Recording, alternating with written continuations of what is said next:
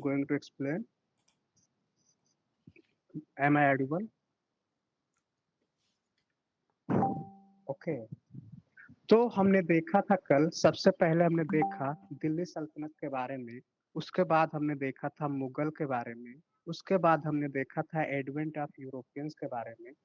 फिर हमने देखा कि जो एडवेंट ऑफ यूरोपियंस थे, इसमें 5 लोग 5 कंट्री से आए थे यूरोप के। उसमें से जो सबसे पावरफुल जो इमर्ज हुआ वो था ब्रिटिशर्स।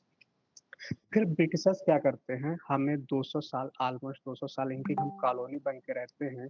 और इसके बाद फाइनली 1947 में क्या होता है, हम फ्री होते हैं। और अभी तक हमारा देश एक सॉवरेन इंडिपेंडेंट कंट्री की तरीके से चल रहा है। ओके, अभी कुछ दिक्कत है तो इसलिए रिकॉर्डिंग नहीं हो पा रहा है, तो आप लोग क्लास करिए। कल से मैं पूरा सेटअप तैयार कर लूंगा, तो कल से कोई दिक्कत नहीं होगा। तो ये 1947 में आप लोग कोशिश करिए कि लाइव करिए, इसमें आपको ज़्यादा मजा आएगा, क्योंकि एक बार बैकलॉग क्रिएट हो जाता है ना। सर हमें वॉइस ब्रेक हो रही है।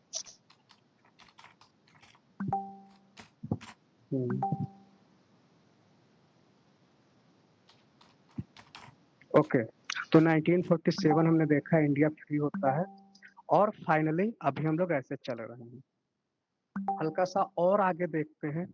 जो दिल्ली सल्तनत था, इसमें हमने 5 डायनेस्टी देखा था। तो इसमें एक मैं आपको ट्रिक बताया था, उस ट्रिक को के थ्रू हल्का सा देखेंगे। थोड़ा सा ट्रिक समझना है, आपको याद करना है। डायनेस्टी का नेम है, तो हल्का सा आप देख सकते हैं।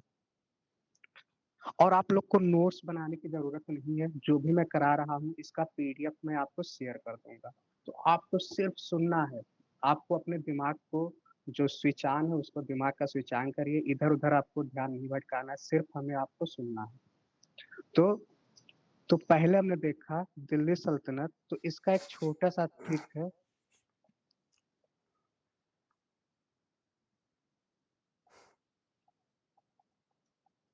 फाइनली हमको याद करना है, तो ज्यादा इधर उधर फोकस नहीं करना है। तो ट्रिक कैसा भी एक बार देख लीजिए। ट्रिक है साले खिलजी तो से अच्छा मोदी है ना।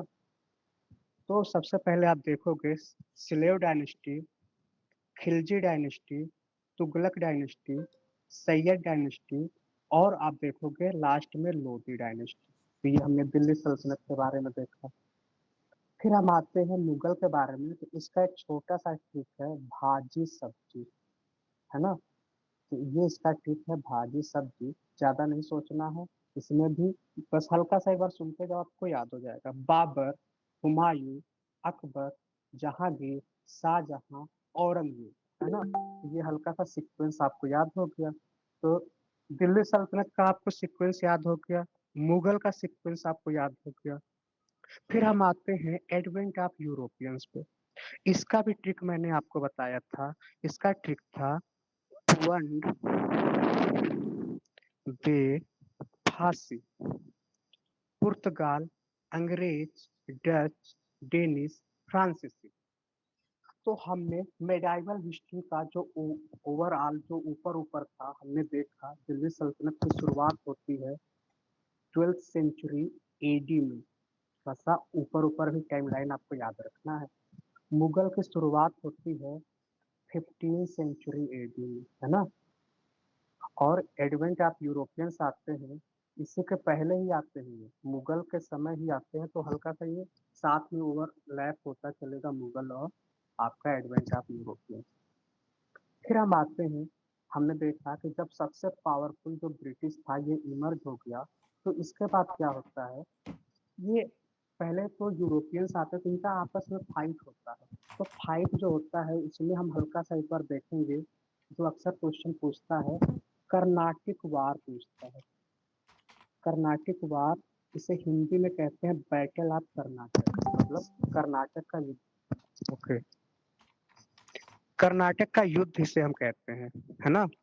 तो इसमें 3 युद्ध हुए थे, आपको याद रखना है। कर्नाटक वार जो हुए थे, 3 हुए थे, ये हम देखेंगे। तो ये किसके बीच में हुआ था, बस अभी आपको जो याद रखना है, ब्रिटिश एंड फ्रेंच के बीच में हुआ। तो ज्यादा आपको याद नहीं रखना है, बस ट्रीटी, ये 3 अभी युद्ध याद रखो आप, 3 युद्ध हुए थे। और ट्रीटी याद रखना है आपको। जो पहला हुआ था इसमें ट्रीटी, ट्रीटी क्या होता है? जब भी दो लोगों के बीच में युद्ध होता है और युद्ध जब विराम होता है तो उसके बाद एक संधि साइन होता है कि आगे से हम ऐसा नहीं करेंगे, आप मेरे साथ ऐसा मत करना, मैं आपके साथ ऐसा नहीं करूंगा। उसी को संधि कहते हैं, दोनों के बीच में कॉम्प्रोमाइज होता है। ओके, तो पहला संधि होता है उसमें जो ट्रीटी साइन होता है उसका नाम था एक्स ले चैपल, है ना? स्पेलिंग थोड़ा सा इधर उधर हो सकता है। दूसरा जो ट्रीटी साइन हुआ था इसको कहते हैं ट्रीटी ऑफ पौंडीचेरी, है ना? TT of Pondicherry. Okay, Sonam ji ने बहुत अच्छा बताया ना, 1746 से 1748। और तीसरा वाला जो हुआ था इसमें ट्रीटी साइन हुआ था ट्रीटी ऑफ पेरिस, बहुत इंपॉर्टेंट है। हल्का सा टाइमलाइन भी आप देख लो। तो कर्नाटिक वार हमने देखा किसके बीच में हुआ, ये हमने देखा। और इसके बाद हम देखते हैं हल्का सा और इसके बारे में देखेंगे। क्यों? क्योंकि इम्पोर्टेंट है। क्योंकि इसी के बाद सबसे पावरफुल जो उभर के आया वो ब्रिटिश उभर के आया। फिर क्या होता है आपको पता है इंडिया में क्या चल रहा था? तो इंडिया की बात करें तो ब्रिटिश में ये जो बंगाल वाला रीजन आपको दिख रहा है, यहाँ पे किसका शासन चल रहा था बताइए आप लोग? बंगाल में उसमें कौन था इस समय में बंगाल में? हाँ, बंगाल में सिराजुद्दौला था। और नवाब, नवाब कहते हैं ना। तो यहाँ पे क्या होता है 1757 में एक छोटा सा इंसिडेंट होता है, ब्लैक होल ट्रेजेडी बोलते हैं इसे, ब्लैक होल ट्रेजेडी बोलते हैं। इसमें हुआ ये था कि ये कहा जाता है कि इसने एक छोटे से कमरे में जो ब्रिटिशर्स थे उनको बंद कर देता है और वो सारे घुटन के मारे मर गए थे सफोकेट करके। और इसका फायदा जो उसमें भारत में था, गवर्नर था, वो फायदा उठाता है और इसको और हाइपर बोल करके और इसे बढ़ा चढ़ा के ब्रिटिश जो वहाँ पे ब्रिटेन में सरकार चले तो वहाँ पे बताता है। तो इस तरीके से फिर ये बैटल ऑफ क्या होता है, बैटल ऑफ प्लासी होता है इसी समय, है ना? और रियल में देखा है तो ये कोई वार हुआ ही नहीं था, ये तो बस नाम है, वो तो भाग गया था। तो बैटल ऑफ प्लासी होता है 1757 में। तो बस ये छोटा सा इंसिडेंट आप याद रखना, ब्लैक होल ट्रेजेडी इसी समय हुआ था। एकदम सही बताया अनामिका जी ने। तो हमने ये देखा। इसके बाद हमने देखा था 1761, 1761 में हमने देखा था बैटल ऑफ, कौन सा बैटल हुआ था जल्दी बताइए कमेंट में आप लोग? बैटल ऑफ, ओके नहीं, अनामिका जी ने बताया बैटल ऑफ बक्सर। ओके, तो 1761 में हमने देखा था पानीपत का तीसरा युद्ध हुआ था। पानीपत का तीसरा युद्ध किसके बीच में हुआ था? अहमद शाह अब्दाली यानी कि जो अफगान था और मराठा के बीच में हुआ था, है ना? तो इससे क्या होता है मराठा जो थे वो कमजोर हो जाते हैं। तो फिर हमने देखा इसके बाद 1764 हमने देखा। 1764 में क्या होता है बैटल ऑफ बक्सर होता है। और बैटल ऑफ बक्सर थोड़ा सा इम्पोर्टेंट है यहाँ पे, बैटल ऑफ बक्सर, क्योंकि यहीं से ब्रिटिश की जो कहानी होती है वो चेंज होती है। कैसे चेंज होती है?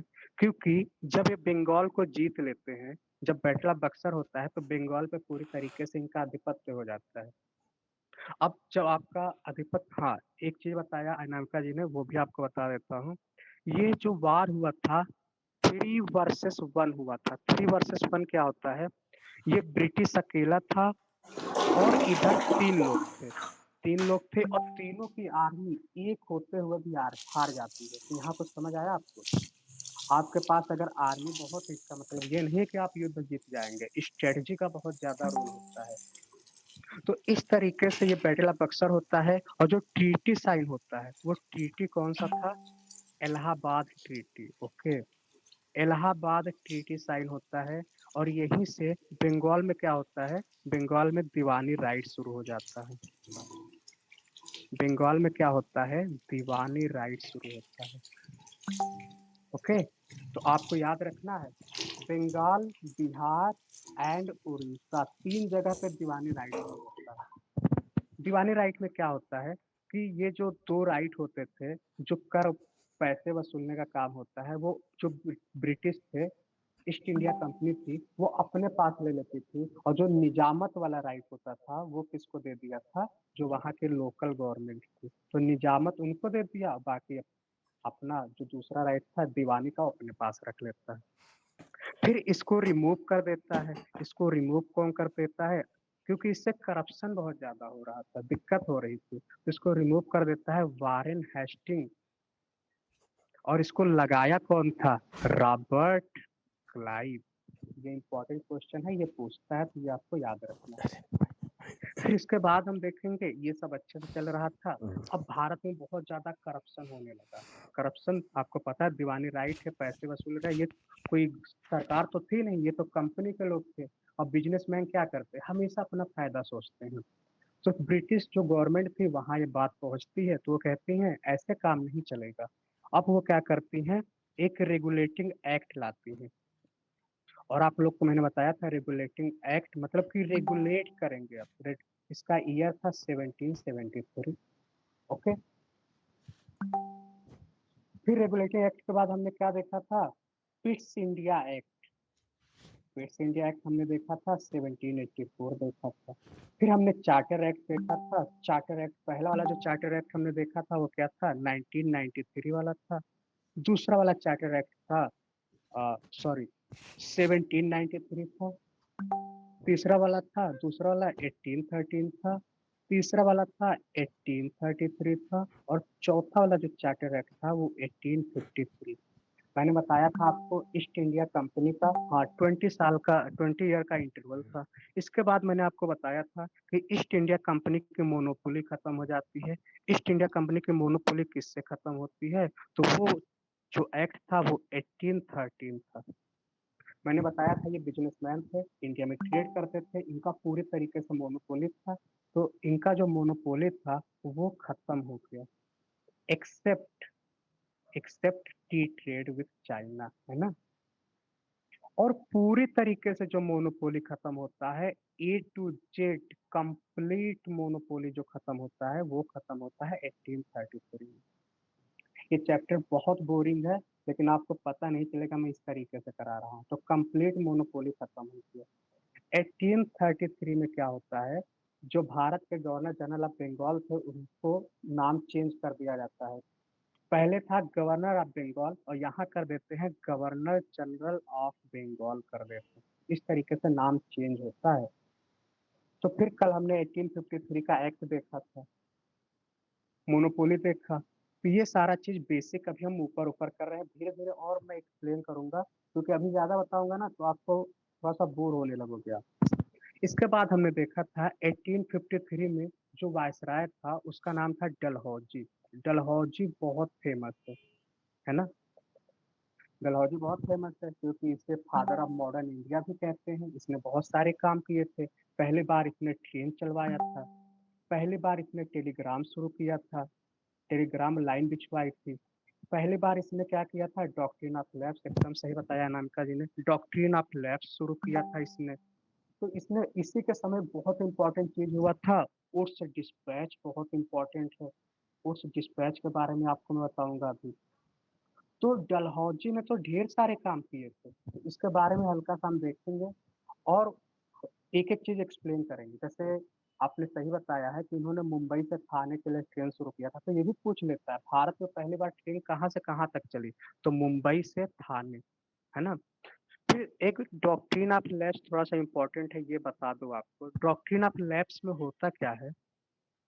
इसका ये था कि अगर कोई किंग है ना, और किंग का अगर उसका खुद का बच्चा नहीं है और उसने किसी बच्चे को गोद लिया है, तो गोद लिया हुआ जो बच्चा है वो आगे चल के हिरार्की मतलब कि जो अगला राजा बनेगा वो नहीं बनेगा, है ना। तो गोद लिया हुआ बच्चा किंग नहीं बनेगा, इन फ्यूचर में वो प्रिंस नहीं बनेगा। तो ये था डॉक्ट्रिन ऑफ लैब्स। ये इंपॉर्टेंट है, ये पूछ लेता है। तो इसमें क्वेश्चन जानते हो आप क्या पूछेगा डॉक्ट्रिन ऑफ लैब्स में। क्वेश्चन ये पूछता है कि सबसे पहले किसको इसने वोट किया था, तो सबसे पहले सतारा। आप देखोगे जो 1857 का जो रिवोल्ट हुआ था ना, 1857 का जो हुआ था उसका एक रीजन ये भी है, क्योंकि रानी लक्ष्मीबाई जो थी उनका जो उनके ऊपर भी अप्लाई हुआ था, एकदम सही। चंचल जी ने पूछा कि क्या ये रानी लक्ष्मीबाई का अप्लाई हुआ था? हाँ, बिल्कुल अप्लाई हुआ था। उनके बेटे का नाम मुझे याद नहीं आ रहा है। तो उनके बच्चे पे तो यही तो 1857 के रिवॉल्ट होने के पीछे ढेर सारे रीजन है। ये उसमें से एक रीजन ये डॉक्ट्रिन ऑफ लैप्स भी है। ओके, दामोदर राव, हाँ ये सही लग रहा है। तो और एक अगला इम्पोर्टेंट है उड्स डिस्पैच। ये भी बहुत इम्पोर्टेंट है। उड्स डिस्पैच क्या होता है? एजुकेशन से रिलेटेड है ना? एजुकेशन से रिलेटेड है। इसके पहले एक कमेटी बनी थी और ये 1833 में जो वायसराय थे बेंटिक गवर्नर जनरल थे। हाँ, ये ईयर भी इम्पोर्टेंट है। 1854 ईयर भी इम्पोर्टेंट है। तो ये एजुकेशन से रिलेटेड है। अभी मैं ज्यादा डीप नहीं बताऊंगा, आपको एग्जाम इतना डीप नहीं आएगा। तो बस आपको इतना ध्यान रखना है कि इसका रिलेशन किससे है, तो एजुकेशन से है। ओके, तो ये चल रहा था। अब फाइनली होता है 1857 का रिवोल्ट होता है। 1857 का रिवोल्ट होता है। तो 1857 के रिवोल्ट से क्या इम्पोर्टेंट है ये मैं आपको हल्का सा बताऊंगा। 1857 से ज्यादा कुछ नहीं पूछता है इसमें। हाँ, ये कहाँ से शुरू हुआ था ये तो बेसिक आप लोग जानो, कहीं मेरठ से शुरू हुआ था। फिर वहां से वो सब दिल्ली आते हैं अपनी आर्मी को लेके। फिर दिल्ली में क्या होता है, उसमें जो बहादुर शाह जाफर था, मुगल का आखिरी शासक था। और ये क्या करता है कि उसके पास कोई ऑप्शन नहीं था। तो वो कहता है ठीक ठीक है, मैं तुम्हारा लीडर बनने के लिए तैयार हूँ। और इस तरीके से होता है। लेकिन इसमें जो क्वेश्चन पूछता है ना, वो आपको ये याद रखना है कि कहाँ कहाँ से कौन सा लीडर था, ये इम्पोर्टेंट है और ये पूछता है ना? जैसे कानपुर से कौन था, कोई बताए मुझे। कानपुर से कौन से लीडर थे?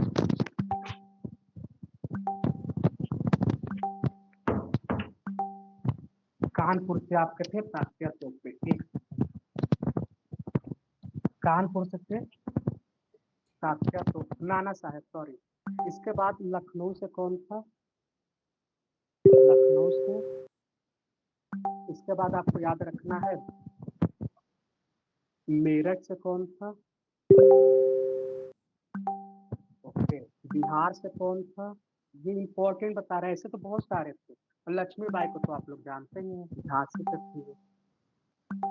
ये इम्पोर्टेंट है, बस इतना याद रखना है आपको। ओके, आगे चलते हैं। इलाहाबाद वाला भी थोड़ा सा याद रखोगे आप, इलाहाबाद वाला, क्योंकि यूपी का एग्जाम है ना। तो यूपी का एग्जाम है तो यूपी वाले आपको याद होने चाहिए।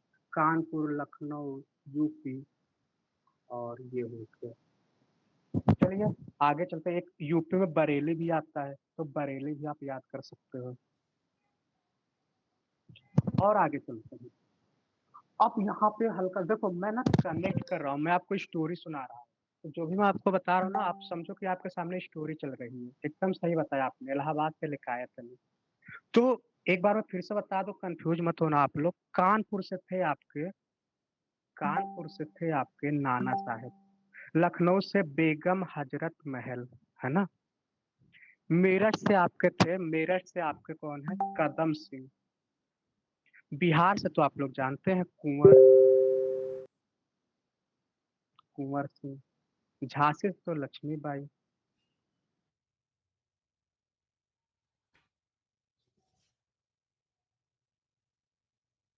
बरेली से आपके खान बहादुर खान। ओके, फिर आते हैं 1857 का जब रिवोल्ट हो गया। ये फेल हो जाता है। क्यों फेल हुआ वो जानने की जरूरत नहीं है, सिंपल सी बात है। अगर आप कोई चीज ऑर्गेनाइज तरीके से नहीं करोगे तो आप फेल हो जाओगे। और आपके पास लीडरशिप नहीं थी तो भी आप फेल हो जाओगे, यूनिटी नहीं थी तो भी आप फेल हो जाओगे। तो ढेर सारे रीजन थे। और भी रीजन था, सब अपने फायदे के लिए फाइट कर रहे थे, कोई यूनिटी नहीं था। कैसे? कोई अपने एरिया के लिए कर रहा था, जैसे डॉक्ट्रिन ऑफ लैप्स से थ्रू वो उसे अनेक्स कर लेते हो क्या, उसके लिए कोई था। सब अपने पर्सनल फायदे के लिए थे। तो इस वजह से ये जो रिवोल्ट था ये फेल हो जाता है। लेकिन यहाँ से ब्रिटिश आर्मी को एक चीज समझ आ गई। ब्रिटिश वालों को एक चीज ये समझ आ गया कि हमको इनकी इनकी संख्या कम करनी होगी। मतलब कि जो ब्रिटिश की आर्मी थी उसमें इनकी संख्या बहुत ज्यादा थी। अब इसकी संख्या कैसे कम करते हैं? जहां जहां पे इनकी संख्या ज्यादा थी आर्मी में, इनकी संख्या कम कर देते हैं। और सबसे इम्पोर्टेंट चीज, यहाँ से ईस्ट इंडिया कंपनी का रूल खत्म हो जाता है और किसका रूल शुरू होता है? क्वीन का। अब तक भारत पे जो शासन कर रहा था वो एक कंपनी था, तो ये चीज आपको याद रखना है। अब तक भारत पे एक कंपनी शासन कर रहा था, अब यहाँ से क्वीन का शासन शुरू हो गया। और क्वीन का शासन शुरू होते ही 1758 में एक्ट आता है और इस एक्ट से वायसरायशिप शुरू हो जाता है ना, वायसराय शुरू हो जाता है। समझ आया? और जो पहले वायसराय थे मैंने आपको कल बताया था कैनिंग। कैनिंग जो थे वो पहले वायसराय बने थे। तो 1758 आपको याद रखना है। भारत का चलिए मैंने कैनिंग तो बता दिया, पहले वायसराय थे। आपको ये बताना है कि गवर्नर जनरल ऑफ इंडिया पहली बार कौन बना, उसका नाम बताइए। गवर्नर जनरल ऑफ इंडिया मैंने कल बताया था, बेंटिक। एकदम सही बताया आपने। नहीं नहीं, वारेन हेस्टिंग तो गवर्नर जनरल ऑफ बंगाल बना था। गवर्नर जनरल ऑफ इंडिया जो बना था वो बना था बेंटिक। ये कंफ्यूजन नहीं रखना है आपको। चलिए आगे चलते हैं। 1758 वाला एक्ट आपको याद हो गया है। इसके बाद जो अगला एक्ट आता है उसका नाम था 1761। 1761 अब क्वीन का शासन शुरू हो गया। तो यहाँ से क्या होता है, पहली बार इंडियंस को शामिल किया गया था, क्योंकि जो वो होती है ना लेजिस्लेटिव असेंबली था, उसमें पहली बार इंडियंस को शामिल किया गया था। इसके बाद आता है अगला जो एक्ट आता है वो था 1792। 1792 का अगला एक्ट आता है। अब देखो आप 1761 और 1792 के बीच में ढेर सारी चीजें होती हैं। ये हल्का सा हम समझाएंगे आपको, क्योंकि यहाँ से मेन कहानी शुरू होता है। नेशनल मूवमेंट शुरू हो चुका था, इसीलिए 1757 के वार को फर्स्ट वार ऑफ इंडिपेंडेंस कहते हैं। तो यहाँ से क्या होता है, मैं आपको एक एक बेस बताऊंगा, उस बेस के आधार पर सारी चीजें मैं आपको बताऊंगा। तो यहाँ से हम शुरू करेंगे Indian national Congress. Indian national Congress, इसके बारे में आप लोग को पता ही होगा। आज भी कांग्रेस की पार्टी है, पर अभी की पार्टी तब की पार्टी में बहुत फर्क है। ये पहली बार जो पार्टी बनी थी 1885 में बनी थी। चंचल जी ने एकदम सही बताया। 1885 में बनी थी। उसमें जो भारत का वायसराय था उसका नाम था डफरिन, है ना। भारत का जो वायसराय था उसका नाम था डफरिन। और ये क्यों बनाया था, ये ब्रिटिश वालों ने ही बनाया था। क्यों बनाया था, क्योंकि फिर से सिपाही मिलिट्री जो हुआ था 1857 का जो रिवॉल्ट हुआ था, ऐसी रिवॉल्ट फिर न हो, इसीलिए इसको बनाया था। इसलिए इससे क्या कहते हैं, प्रेशर कुकर करके एक बोलते हैं, लाला लाजपत राय जी ने बोला था कि प्रेशर बनने से पहले पता चल जाए, है ना। अब आप इमेजिन करो, जो ब्रिटिश थे उनको इंग्लिश आती थी, यहाँ की लोकल लैंग्वेज नहीं आती थी, है ना। तो कम्युनिकेशन होने के लिए क्या होता है, सेफ्टी वॉल थ्योरी, सही बताया आपने। तो इन्होंने क्या बताया कि कैसे इसको मैनेज किया जाए। तो मैनेज करने के लिए कुछ चाहिए ना, जो भारत के इलीट ग्रुप के लोग हो, जिन्हें हिंदी भी आती हो इंग्लिश भी आती हो, तो एक मीडिएटर चाहिए। तो इसलिए कांग्रेस को बनाया, पर कांग्रेस को बनाया तो इसका उल्टा हो गया, है ना। तो ये बॉम्बे में हुआ था, एकदम सही बताया अनामिका जी ने, बॉम्बे में हुआ था और जगह का नाम था गोकुल दास तेजपाल संस्कृत कॉलेज, 72 डेलीगेट्स आए थे, है ना। तो ये पूछ लेता है ऐसे क्वेश्चन। अब इंडियन नेशनल कांग्रेस तो इस समय बन गया था, इसके साथ में थोड़ा सा एक चीज और मैं लेके चलूंगा। दो चीज को मैं लेके चलूंगा, इन दोनों के इर्द गिर्द मैं आपको सारी चीजें बताऊंगा। दूसरे हैं महात्मा गांधी जी, क्योंकि मॉडर्न हिस्ट्री महात्मा गांधी के बिना तो अधूरा है ना। तो महात्मा गांधी जी थे, लेकिन जब कांग्रेस बना था तो महात्मा गांधी जी की अभी कोई वैल्यू नहीं थी। फिर क्या होता है, महात्मा गांधी जी 1893 में अफ्रीका जा रहे थे। अफ्रीका में एक पीटर मैरिट्सबर्ग स्टेशन था,